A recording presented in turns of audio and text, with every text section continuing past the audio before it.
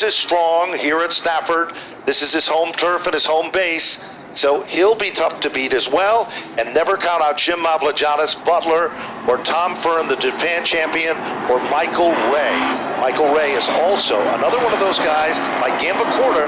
They quietly run under the radar, but in the final 5 laps of the race, watch out. Yeah, you don't hear about him too much in the beginning of the race, but you usually hear a lot about him at the end.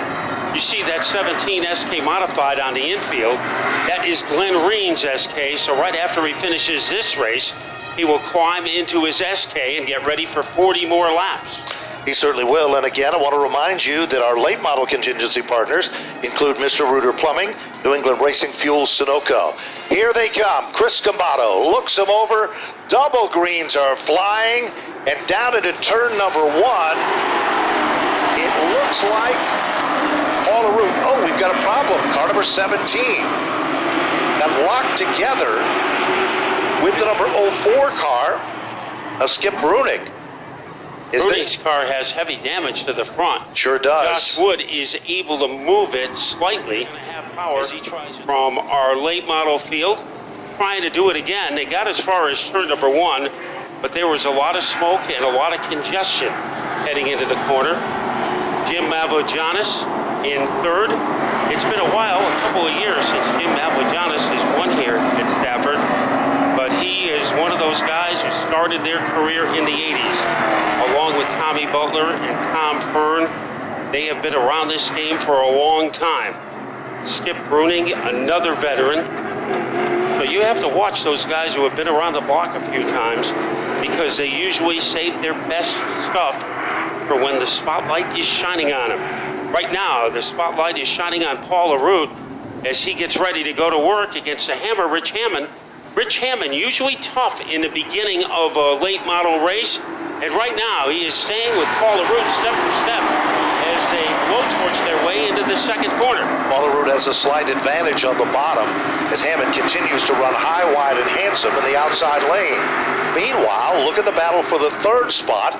Mavrogiannis is there, Butler like days of old, and here comes Tom Fern, 3 wide as they work their magic and make some noise back to the line. Wayne Curry trying to get underneath Tommy Butler, but the big battle is for second. Here is Tommy Fern as he is able to avalanche his way past Jim Mavrogiannis to move into second. Certainly does, and Wayne Corey Jr. becomes the tail that wags the dog. He moves into the 4th spot. Back off turn number 4. Here comes Glenn Reen, car number 31. Fastest car at the racetrack, Tommy Fern, 21.471. And he's trying to use that speed to overhaul Paul LaRue in an early fight for the lead. We have action for third. Here comes Corey, and he is able to torpedo his way underneath Jim Mavrogiannis, and it's Wayne Corey looking good. Lead Corey change. has the glory. The lead change at the point. Tommy Fern takes over the lead. Paul LaRue has to settle back into second. Wayne Corey's up to the 3rd spot, and Glenn Reen is working some magic in the 4th spot, Matt, as he is forcing Jim Mavrogiannis to run high off turn number 4. And right there with him to contend is the number 42 of Michael Ray, now setting in position number 6. It looks like the inside line is a preferred lie here as Ray uses it to get by Mavrogiannis. Now Butler in the black number 4 is able to squeeze his way underneath Hammond as we have Tommy Fern out in front, and the man trying to keep him company is Paul LaRue. There's no question about it. Paul LaRue is continuing to run right there in the tire tracks of Tommy Fern, the leader of the pack. Meanwhile, Corey's still setting in 3rd. Look a little further back, Gamba Corda. That's the last time we ran here at Stafford in the late model, our feature event winner. And then Michael Bennett, the Magnum, who won the big event for the late models. They're both struggling at the bottom of the top 10. As Gamba Corda took a shot underneath Hammond, couldn't quite get the nostrils of his car underneath. He's going to try it again in turn number 3. Hammond holding his ground, and Gamba Corda trying to make a move. Last year, Gamba Corda won 2 races, but he said he had old equipment in his car. During the winter, he upgraded, and he says this year he has as good as equipment as anybody has in the division. Well, that's been happening. Michael Bennett moves underneath Hammond. Mordino pulls down on pit road. He has a mechanical problem. Back at the front of the field, 5 cars, make it 7 cars, run nose to tail.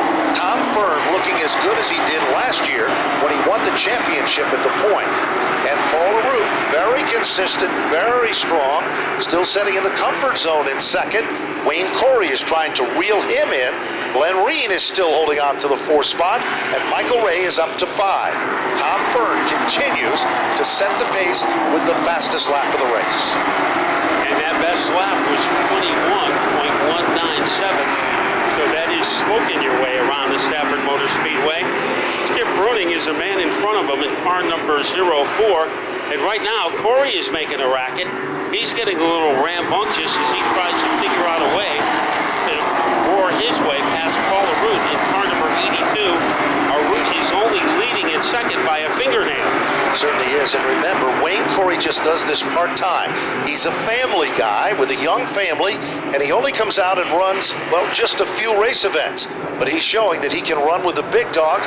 And now look at Glenn Reen. Now, Reen made a bold move to try to move to the inside, Matt. It didn't work, and he had to pull it back into formation. Michael Bennett, the Magnum, 2 weeks in a row. He's got a share of problems. Yellow flag comes out. We've got a car around, and it looks like it's a Skip Bruning machine. The first weekend in June does not have a podium finish yet, and I would say that is highly unusual. It certainly is, Matt, and of course, a new year and a new deal, and unfortunately, we have not had the best of weather, as we all know. So that has really taken its toll. If you just joined us tonight, remember, we do it all over again next Friday night for the big event, Doug Dunleavy's Modified Z-Night, the biggest payday in the history of the SK Lights. And it is going to be, in addition to that, the SK Modifieds running 10 additional laps. Here they come. Let's see what's going to happen as they rumble off turn number 4. And who will be doing most of the rumbling? The answer to that question, Tommy Fern, looking like an arrow being shot out of a bow. Recaptures the lead. Corey into second. Trouble. We've got and Tommy we have a Butler problem. around. Turn 1, Butler is around. To secure the impressive victory. It was a night to remember, and we'll talk more about that as well. Lights from Whelen Engineering are off at the point. Tommy Fern making up the front row. Only 2 leaders in 11 circuits so far. That, of course, was the number 92 of Fern and the number 82 of Paul Arup. Wayne Corey with the number 10 car has come from the 6th spot to move into the 3rd position. And Glenn Reen with the number 31 car had came up as far as the top 4 before having to pit during this caution to make an adjustment in his race car as well. The green is back out. And Fern and Arup run side by side as now Wayne Corey comes off the turn with a little more giddy up and moves into second. Once Corey gets there, he's all over the back bumper of Tom Fern. And look at the battle. 3 wide, they come off the turn. As Ray moves back into the 2nd spot, Gambacorta gets bounced down to the bottom of the racetrack. And now here comes Paul Arup, challenging Jim Mavrogiannis with as an SK Light driver. So it looks like we've got Gambacorta coming back out now, Matt, with that number 23 car. And he'll pick up at the rear of the field. And now Matt Vassar with the number 69 car also is the last car out on pit road. So 12 of the 30 laps are now complete in this late model event, brought to you in part by Mr. Reuter Plumbing and New England Racing Fuels, Sunoco brand. And we've had, as we've said, in 12 circuits, only 2 different leaders. Pit Stopper program is available right down front. If you haven't got yours, just signal, and we'll be more than glad to get you a program.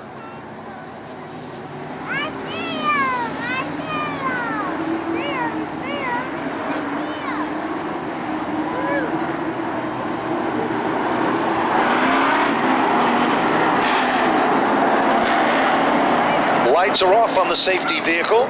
Still yet to come in this evening's program. Coming up next, the SK Modified feature event.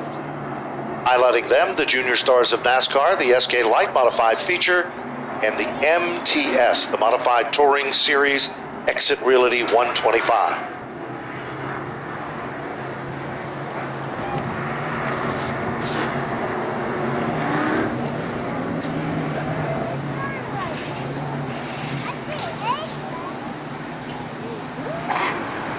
Here they come. And Tom Fern, this time, challenged by Michael Ray. Paul LaRue continues to hold on to that third spot, and Rich Hammond comes out of nowhere to move into the fourth position. Gangbuster run by Hammond. And now, here comes Glenn Reen, who was down on pit road just a few minutes ago, and he is now back into the top five. And Wayne Corey Jr. has now moved in. He'll take over the sixth spot, forcing Mavrogiannis back to position number 7. But Tom Ford looking as good as he did when he won the title. 13, now make it 14 of 30 laps now complete.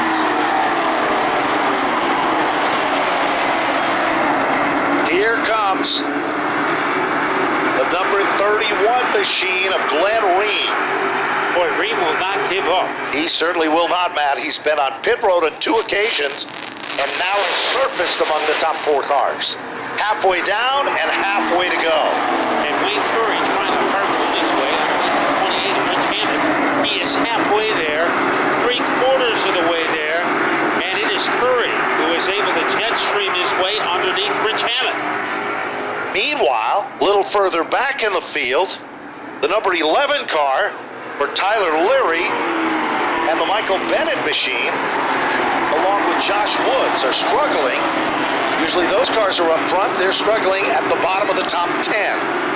Michael Bennett's front of his car. Looks like somebody popped some 50 pop under there as it is sticking out, but he is maintaining his position behind Josh Wood at the front of the field. Leading by about a furlong is Tom Fern.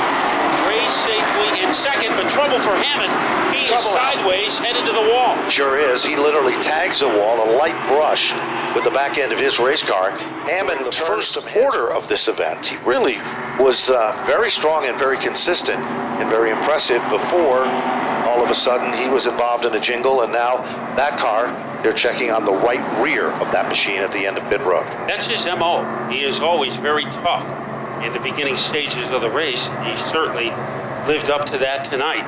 But Tom Fern is usually tough in every stage of the race. He is going to duke it out on this double file restart with Michael Ray. Second row, Paul LaRue continues to hang tough. One of the feel-good stories of this race. And by his side is Glenn Reen as we go back to work. Now keep your eyes on the men in the second row because they have been big factors. Look at Glenn Reen. He went from the outside to the inside, and now Reen is up to third, but I don't think third is good enough, Matt. He's going for second. And he has room as he tries to shuffle his way underneath Michael Ray. Here he comes, and he will swashbuckle his way underneath the 42 car. Glenn Reen is in second, and he is going after Tommy Fern. He certainly is. Tommy Fern's car suddenly loosened up in the last circuit. Ray's car drops back to the 4th spot, and all of a sudden Gambacorta is showing some potential as he now moves back into the top 5. Here comes Fern off turn number 4. 19 laps are up on the board. It's still a long way from over with yet. Meanwhile, all of a sudden, Jim Mavrogiannis, he picks up another spot as Paul LaRue's car got a little bit loose. Boy, maybe Tommy Fern was saving something for the stretch drive because the last lap was one of his fastest laps of the race, and he follows that up with a 21.259. So Tom Fern is getting quicker over the final handful of laps. He certainly is, but Glenn Reen is starting to move in. Now, reality in this one is Reen has passed more cars than anybody else in the racetrack because he's come from the back on 2 different occasions. But whatever they did to adjust that race car, it's working. And the car seems to be getting better and better every time by. Now, Ray is is moving closer to Wayne Corey Jr., who's currently in the 3rd position. And Tyler Leary, after a great run the last time we were here, he's moved into the top 6 now, with Josh Wood setting in the 7th spot. Now, Tyler Leary has never finished in the top 5 in a late model race in Stafford. So if he can pass one more car, he will be able to accomplish that. But right now, accomplishing the greatest things is Tommy Fern, as he is able to merry-go-round go around his way off the corner, and his times are still good. This time, Tom Fern ran a 21.48, so he's been running 21 2s, 21 3s, and 21 4s, and that's why nobody is catching him. Certainly is not. And Glenn Reen turned to 21.337, so he is there. Consistency is going to be the story, but the clock is ticking. There are 7 circuits remaining. Make that 6 now when they cross the stripe. Glenn Reen still sitting in 2nd. And Glenn Reen doesn't have that much fender experience, but he has learned the game in a hurry, and he continues to torment Tommy Fern in the 92. Fern looking for his first victory of the year. All by his lonesome in 4th place is Kevin Gambacorta, where he is in the top 5. And it is amazing that Gambacorta is still there. Remember, he had a brushman disaster on that lap 17 restart. And here is Fern, as he is still the loudest instrument in the orchestra. He certainly is. He's showing why he is the defending champion as he continues to hit his marks every time by. Last circuit, Fern was a 21.450, and Glenn Reen picked it up a notch, and you can almost see that, Matt, with a 21.318. Look at Reen now. He's reeling him in. Little cat and mouse action, like in a Tom and Jerry cartoon. But it looks like he has enough time over the final 3 laps if he can find some velo, as it is Fern out in front, Corey in 3rd, followed by Ray and Gambacorta. Then it's Josh Wood, but the action is up at the front as Tom Fern tries to hold off the fast-closing Glenn Reen. Popsicle sticks are up in less than 1 mile. It's all going to be history.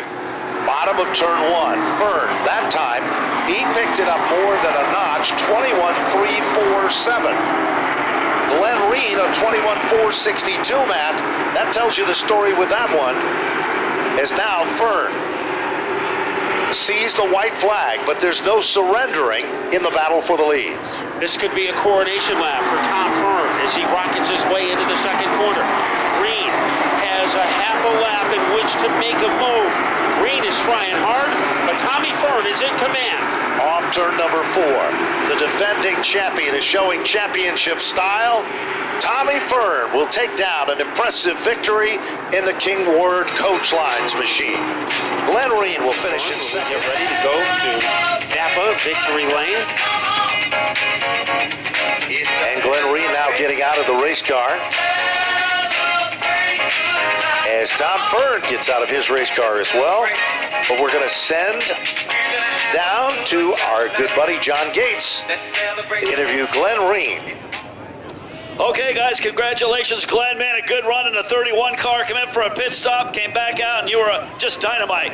I can't thank the good Lord enough for the opportunity to be here every single week. These guys are awesome to work with here. If we can catch some bad luck, I mean, this is ridiculous. Every single week we got to come from the back twice. I think I passed 20 cars out there. It's like we just ran out of stuff. I had to use it up to get back to Tommy. I think we could have had a car to win, but it's just unfortunate. So got to thank these guys. Life Care, Family Chiropractic, awesome. Ruby's Liquors, we're going to go there again and celebrate, so I'll meet you guys all there.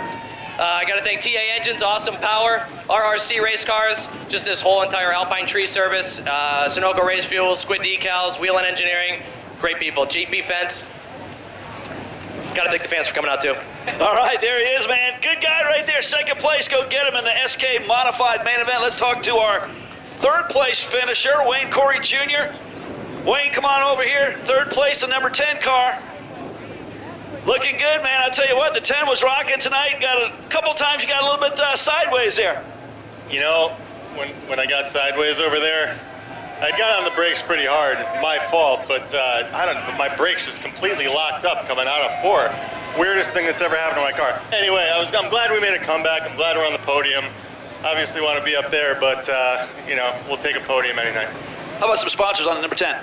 We got Wayne's Auto Body. That's my dad. He's pretty integral part of what goes on here. We got Valley Auto Machine on the motor, Bob Phil chassis. That's all I got. Good driver right there, third place in our late model main event. Let's go talk to our winner, Tom Fern, driving that number 92 Ford, the Sarrett Ford Fusion. Pictures being taken here in Napa Victory Lane, surrounded by fans, friends, and family.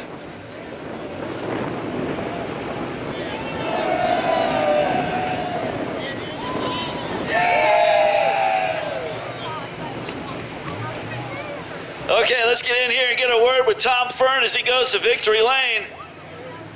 Number 92 car absolutely on fire. Tom Fern, congratulations, man. A big win in our NASCAR late model main event.